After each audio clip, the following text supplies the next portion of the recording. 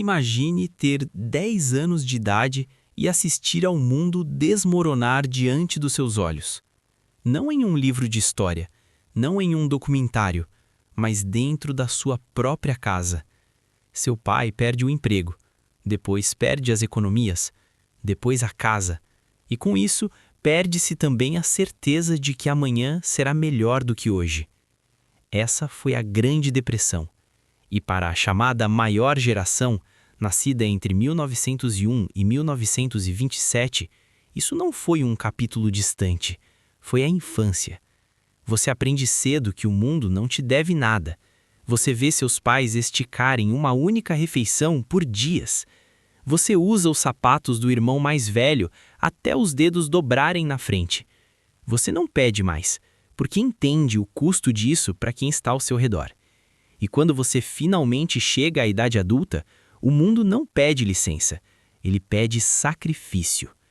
A Segunda Guerra Mundial não apenas marcou essa geração, ela a moldou. Jovens de 18 anos desembarcaram em praias sob fogo cruzado. Jovens de 19 pilotaram missões de bombardeio sobre a Europa. E aqueles que ficaram em casa racionaram açúcar, plantaram hortas, trabalharam até as mãos racharem. Essa adversidade compartilhada endureceu as pessoas, não de forma fria, mas resiliente. Para eles, não havia tempo para processar emoções. Sentimentos eram um luxo. O trauma não era analisado, era enterrado. Havia uma guerra para vencer e uma família para alimentar. Dessa experiência nasceu algo que psicólogos chamariam mais tarde de pragmatismo estoico.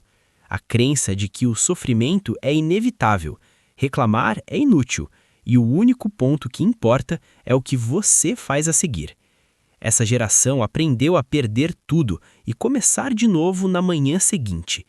E, sem saber, transmitiu fragmentos dessa mentalidade para todas as gerações seguintes. Depois veio a geração silenciosa, nascida entre 1928 e 1945. Você nasceu em um mundo que já estava em chamas. A depressão moldou suas primeiras memórias. Você lembra da sua mãe fervendo os mesmos ossos para esticar a sopa, do seu pai saindo antes do amanhecer e voltando de mãos vazias. Se você cresceu no interior, lembra do céu escurecendo ao meio-dia, tempestades de poeira, panos molhados no rosto das crianças para que conseguissem respirar. Famílias inteiras empacotaram tudo e seguiram pela estrada em busca de qualquer chance. Você aprendeu cedo que o silêncio era mais seguro do que perguntas, porque os adultos também não tinham respostas. E então veio a guerra. Homens partiram, irmãos, primos, vizinhos, alguns não voltaram. Você se sentava ao redor do rádio, ouvindo nomes de lugares que não sabia localizar, aprendendo que o mundo era maior e mais perigoso do que imaginava. Quando a guerra acabou, a lição já estava internalizada. Não chame a atenção, não cause problemas, não se destaque. Depois veio o macartismo, e com ele a prova de que mesmo em tempos de paz, a palavra errada ou o amigo errado podiam destruir uma vida.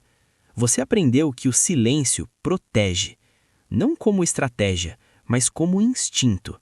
Essa geração construiu suas vidas em torno da estabilidade, não da autoexpressão. Empregos seguros, casamento cedo, poucas mudanças. Eles não gritavam, eles sustentavam.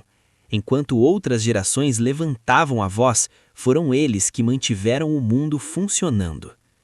Então vieram os baby boomers, nascidos entre 1946 e 1964. Vocês nasceram para a vitória. A guerra havia terminado, a economia crescia. Seus pais queriam normalidade. Casa, quintal, filhos, muitos filhos. O futuro parecia algo para se correr em direção, não algo para sobreviver. Mas havia rachaduras. Você cresceu praticando exercícios nucleares debaixo das carteiras escolares. Assistiu seus pais acompanharem a crise dos mísseis de Cuba com medo nos olhos. Você aprendeu que o mundo podia acabar em um instante. Depois vieram os assassinatos. JFK, Martin Luther King, Robbie Kennedy. 3 choques em poucos anos. E então, Vietnã. A primeira guerra transmitida pela televisão. O que você via não combinava com o que lhes diziam. Alguns foram lutar, outros protestaram, mas todos aprenderam algo fundamental. As instituições nem sempre merecem confiança. Essa desilusão moldou profundamente essa geração. E ainda assim, os mesmos que questionaram o sistema acabaram liderando-o. Os rebeldes viraram executivos, os ativistas viraram políticos, os boomers viraram mestres da reinvenção.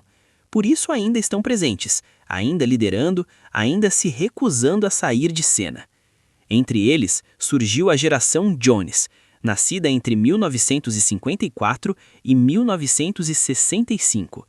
Vocês eram jovens demais para Woodstock, mas velhos demais para ignorar o que estava acontecendo. Assistiram à mudança pela televisão, acreditaram nas promessas. Mas quando chegou a sua vez, o cenário havia mudado. Watergate ensinou que líderes mentem. A crise do petróleo trouxe filas e incerteza. A estagnação fez os preços subirem enquanto os empregos desapareciam. Quando você estava pronto para comprar uma casa, as taxas de juros eram impossíveis. Você observou os boomers chegarem antes e se estabelecerem. Você esperou e esperou, até entender que o mundo não entregaria o que prometeu. Você se tornou a ponte, nem boomers, nem geração X. A geração que escolarizou a frustração e construiu uma vida mesmo assim. E então veio a geração X, nascida entre 1965 e 1980. Você chegava da escola com a casa vazia, sem mensagens, sem rastreamento, sem supervisão constante. O chave pendurada no pescoço, um lanche improvisado e a tarde inteira para descobrir a vida. Você aprendeu cedo que se virar sozinho. Liberdade real, sem câmeras, sem registros permanentes, erros ficavam no passado. Mas você também viu o outro lado. Recessões, demissões, pais preocupados à mesa da cozinha. Você aprendeu que lealdade corporativa não garantia segurança, que ninguém viria salvar você. Isso não o tornou cínico, o tornou lúcido. Você trabalhou duro, mas nunca confundiu esforço com garantia.